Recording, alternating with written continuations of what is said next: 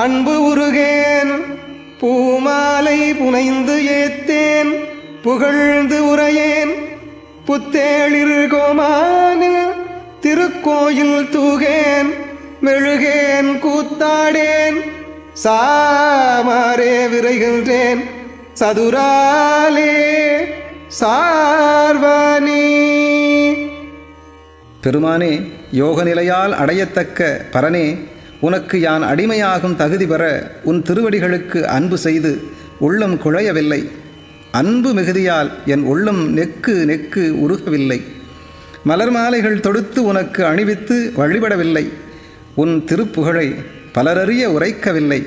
தேவர்கள் தம் தலைவனே, உன் திருக்கோயிலில் துப்புரவு பணிகள் செய்யவில்லை. நீர்தளித்து மெழுக்கிடவில்லை. பக்தி மிகுதியால் மெய்மறந்து கூத்தாடவில்லை.